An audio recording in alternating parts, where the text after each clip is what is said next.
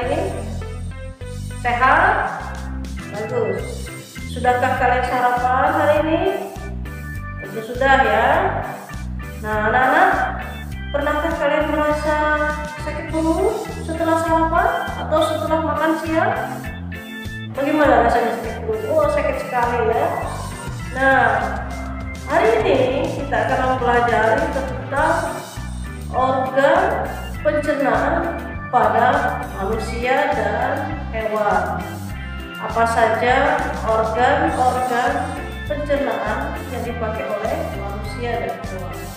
Kemudian setelah itu kita juga akan mempelajari tentang apa saja gangguan atau penyakit yang menyerang organ pencernaan. Sudah siap? Oke, semangatnya jangan lupa ya.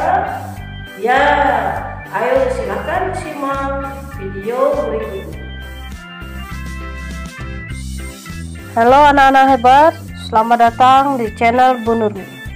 Kali ini kita akan membahas tentang organ pencernaan pada manusia, hewan, dan apa saja penyakit yang menyerang pada organ pencernaan.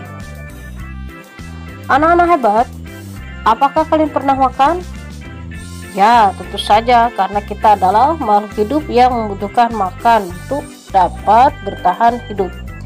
Silakan makan apa saja asal sehat, bergizi, dan yang penting halal. Setiap makanan dan minuman yang kita konsumsi harus melewati perjalanan yang panjang sampai semua nutrisinya bisa dimanfaatkan oleh tubuh. Proses ini rumit karena melibatkan sistem pencernaan yang terdiri dari berbagai organ tubuh manusia, mulai dari mulut hingga terakhir anus. Apa itu sistem pencernaan manusia? Sistem pencernaan adalah proses yang dilakukan oleh sekelompok organ dalam tubuh manusia untuk memecah dan mengolah makanan demi menyerap nutrisinya. Nutrisi yang didapat akan disalurkan ke seluruh tubuh untuk digunakan sebagai energi serta menjaga fungsi organ lainnya. Sementara itu, sisa makan yang tidak dapat diuraikan, dicerna atau diserap akan dikeluarkan lewat urin saat buang air kecil atau feses saat buang air besar. Sistem pencernaan makanan diatur oleh otak yang dibantu oleh komponen lain seperti saraf, hormon, dan enzim agar fungsi setiap organ dan proses kerjasama diantaranya berjalan dengan teratur. Nah, sistem pencernaan manusia juga didukung oleh serangkaian otot yang mengkoordinasikan pergerakan makanan untuk membantu melancarkan proses pengolahannya. Fungsi dari sistem pencernaan adalah untuk menerima dan mencerna makanan. Berikut ini adalah organ pencernaan manusia dan fungsinya secara berurutan. Kita mulai dengan mulut. Mulut merupakan pintu gerbang saluran pencernaan manusia. Saat kita mengunyah, proses pencernaan makanan sebenarnya sudah dimulai, bahkan sebelum makanan masuk ke mulut. Sistem pencernaan kita sudah bersiap-siap dengan mengeluarkan air liur untuk membasahi mulut. Saat masuk ke mulut, gerakan mengunyah yang dilakukan oleh gigi akan mengubah makanan menjadi partikel yang lebih kecil. Sementara itu, enzim yang ada di air liur dapat melumatkan makanan sehingga akan lebih mudah diolah nantinya. Nah, setelah makanan lumat, lidah akan mendorong makanan ke tujuan berikutnya, yaitu kerongkongan. Kerongkongan. Makanan yang sudah dikunyah oleh gigi kemudian akan masuk ke kerongkongan melalui faring. Faring itu merupakan daerah persimpangan saluran dari rongga mulut ke kerongkongan. Kerongkongan merupakan organ yang berperan sebagai tempat jalannya makanan menuju lambung. Saat makanan yang sudah hancur masuk ke kerongkongan, ada dua kemungkinan yang bisa terjadi, yaitu makanan bisa melewati jalur yang tepat, yaitu ke esofagus, untuk lalu menuju lambung, atau makanan justru masuk ke jalur yang salah, menuju ke saluran nafas. Kemungkinan kedua inilah yang membuat kita bisa tersedak. Ya, untuk mencegah makanan melewati jalur yang salah, di tenggorokan terdapat epiglotis. Epiglotis itu adalah bagian dari organ pencernaan yang berbentuk seperti daun. Fungsinya hampir sama seperti pintu yang bisa membuka dan menutup sesuai dengan kebutuhan. Esofagus adalah organ bagian dari sistem pencernaan dengan bentuk seperti tabung berotot yang letaknya membentang dari faring hingga ke lambung. Melalui suatu mekanisme gerakan meremas yang dinamakan dengan gerakan peristaltik, esofagus akan mengantarkan makanan sampai ke lambung. Alat pencernaan manusia selanjutnya adalah lambung. Lambung mempunyai fungsi untuk menyimpan makanan sementara. Selain menyimpan makanan, lambung juga berperan dalam mencampur dan menghancurkan makanan menjadi bentuk yang lebih mudah diserap. Fungsi tersebut dilakukan oleh enzim dan asam yang diproduksi di dalam lambung. Saat makanan menuju ke organ selanjutnya setelah lambung, bentuknya sudah menyerupai pasta atau cairan. Lambung itu terletak di dalam rongga perut sebelah kiri di bawah rongga dada. Usus halus. Dari lambung, makanan akan menuju ke usus halus. Usus halus memiliki panjang sekitar 8,25 meter. Lumayan panjang ya. Usus halus dibagi menjadi 3 bagian, yaitu usus 12 jari, usus kosong, dan usus penyerapan. Organ ini masih akan terus mengolah makanan menggunakan enzim yang diproduksi oleh pankreas dan hati. Usus 12 jari atau duodenum bertugas untuk terus memecah makanan dan mengolahnya. Sementara itu, usus kosong atau jejunum dan ileum atau usus penyerapan berperan agar nutrisi yang ada pada makanan bisa diserap oleh tubuh. Di usus kecil ini juga terdapat gerak peristaltik yang akan menggerakkan makanan dan mencampurnya dengan zat-zat yang dikeluarkan oleh alat pencernaan manusia lainnya. Usus besar. Setelah itu makanan akan menuju usus besar ya. Tugas utama dari usus besar adalah menyerap air dan mineral dari sisa makanan. Di sini makanan yang masuk adalah sisa-sisa dari pencernaan dan akan dipindahkan menuju rektum, lalu terakhir di anus. Umumnya, sisa makanan membutuhkan waktu sekitar 36 jam untuk melewati usus besar. Rektum merupakan sebuah ruangan yang menghubungkan usus besar dan anus. Fungsi dari organ pencernaan ini adalah untuk menerima sisa dari makanan yang sudah berubah menjadi feses dan menyimpannya. Saat ada feses masuk ke rektum, sensor yang berada di area tersebut akan mengirimkan sinyal atau pesan ke otak untuk menentukan feses tersebut perlu dikeluarkan atau tidak. Terakhir, anus merupakan pintu paling akhir dari sistem pencernaan manusia.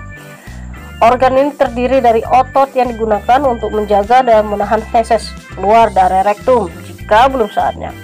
Selain itu, otot ini juga akan mencegah kita buang air besar secara spontan saat tidur. Kita lanjutkan dengan organ pencernaan hewan.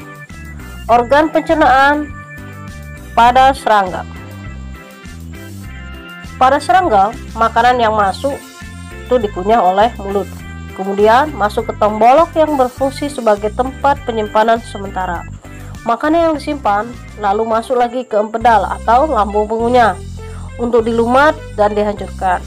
Setelah hancur, makanan masuk ke lambung untuk dicerna oleh enzim, lalu masuk ke usus untuk diserap. Sisa-sisa makanan kemudian dibuang melalui anus.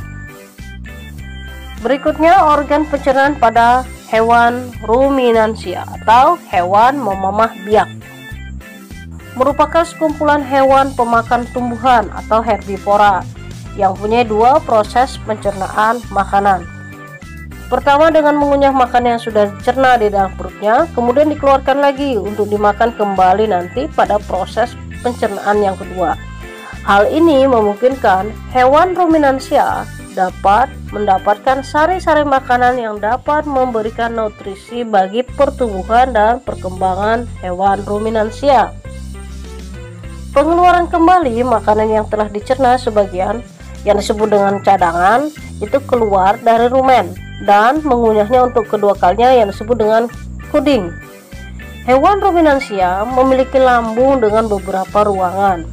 Hewan ruminansia memiliki 4 lambung, yaitu rumen, retikulum, omasum, dan abomasum. Selain itu, hewan ruminansia juga memamah makanan yang telah dicernanya. Maka dari itu, hewan ini juga disebut dengan hewan pemamah biak. Contohnya adalah sapi, domba, kambing, dan rusa. Selanjutnya organ pencernaan pada ikan, yaitu mulut, kerongkongan, lambung, usus, dan anus. Organ pencernaan pada katak, yaitu mulut, kerongkongan, lambung, usus halus, usus besar, dan kloaka. Begitu juga reptil mempunyai organ pencernaan yang sama dengan katak. Organ pencernaan pada burung, mulut, kerongkongan, tembolok, lambung, empedal, usus, dan kloaka. Organ pencernaan pada mamalia, mulut, kerongkongan, lambung, usus halus, usus besar, dan anus. Yang terakhir, kita akan mempelajari tentang macam-macam gangguan pada sistem pencernaan. Gangguan sistem pencernaan adalah masalah yang terjadi pada saluran atau organ yang terlibat dalam pencernaan. Kondisi ini disebabkan oleh berbagai faktor, mulai dari infeksi hingga naiknya asam lambung. Gejala gangguan sistem pencernaan pun bervariasi, mulai dari yang ringan hingga yang berat. Simak penjelasan Bu Nurmi berikut ini ya. Berikut ini adalah macam-macam gangguan sistem pencernaan yang umum kita temui. Yang pertama, diare, merupakan peningkatan frekuensi BAB lebih dari 3 kali dalam sehari, disertai dengan perubahan konsistensi menjadi lebih cair, bentuknya menjadi lebih cair. Kondisi ini disebabkan oleh perubahan pola makan, infeksi rotavirus, atau bakteri. Diare bisa berlangsung selama beberapa hari hingga berminggu-minggu. Diare juga mengakibatkan penderitanya mengalami kram perut, demam, kembung, dan mual. Sembelit, atau kadang orang menyebutnya juga dengan konstipasi, merupakan perubahan frekuensi BAB menjadi lebih jarang. Kalau diare tadi lebih banyak, sedangkan kalau sembelit itu lebih jarang, dan disertai dengan kesulitan BAB. Hal ini disebabkan oleh menurunnya pergerakan usus. Umumnya seseorang dianggap mengalami sembelit ketika frekuensi buang air besarnya kurang dari 3 kali dalam seminggu. Wasir atau hemoroid. Wasir terjadi ketika pembuluh darah vena yang terletak di luar atau di dalam saluran anus atau rektum mengalami pembengkakan. Penyakit ini terjadi pada siapa saja, namun sekitar 50% penderitanya berusia di atas 50 tahun. Wasir dapat menimbulkan nyeri dan gatal pada anus, benjolan di anus, serta keluarnya darah ketika BAB. Wasir juga bisa membuat penderitanya sulit untuk duduk. GERD atau gastroesophageal reflux disease atau penyakit asam lambung terjadi ketika asam lambung naik menuju kerongkongan. Kondisi ini disebabkan oleh melemahnya katup yang terletak di dalam saluran kerongkongan bagian bawah. Beberapa gejala dari penyakit asam lambung adalah rasa perih dan sensasi seperti terbakar di dada yang bertambah parah setelah makan atau saat berbaring, rasa asam di belakang mulut, sakit saat menelan, adanya rasa mengganjal di kerongkongan, batuk tanpa dahak, radang tenggorok jika asam lambung mengalami iritasi di tenggorokan. Berikutnya, tokak lambung. Tokak lambung adalah luka pada lapisan lambung atau usus halus bagian atas. Pengikisan dan luka tersebut umumnya disebabkan oleh infeksi bakteri Helicobacter pylori atau penggunaan obat pereda nyeri dalam jangka panjang. Umumnya, luka lambung menimbulkan nyeri ulu hati. Gejala lain yang juga bisa dimunculkan pada luka lambung adalah rasa begah dan kembung, mual dan muntah, fesis berwarna gelap, kemudian ada perubahan nafsu makan, adanya penurunan berat badan yang tidak diketahui sebabnya. Nah, gangguan pada sistem pencernaan yang tadi sudah Ibu jelaskan itu dapat menimbulkan keluhan yang ringan sampai berat dan mengganggu aktivitas. Jika kalian mengalami keluhan pada sistem pencernaan, segeralah kasih tahu orang tua, lalu berkonsultasilah dengan dokter agar diketahui penyebabnya dan diberikan penanganannya. Oke anak-anak hebat, sekian materi dari video pembelajaran kita hari ini. Semoga bermanfaat dan menambah pengetahuan kalian. Sampai jumpa di video pembelajaran berikutnya. Nah, bagaimana video tadi? Jadi menambah wawasan kita ya, apa saja ternyata organ pencernaan yang ada pada manusia, pada diri kalian. Kemudian apa saja organ pencernaan pada hewan. Juga penyakit-penyakit yang ditimbulkan oleh berbagai makanan yang menyerang pada organ pencernaan. Nah, setelah video ini selesai, Ibu akan memberikan kalian tugas. Siapkan alat tulis, siapkan semangatnya. Oke? Ya, sebelumnya Ibu tutup dulu dengan Assalamualaikum.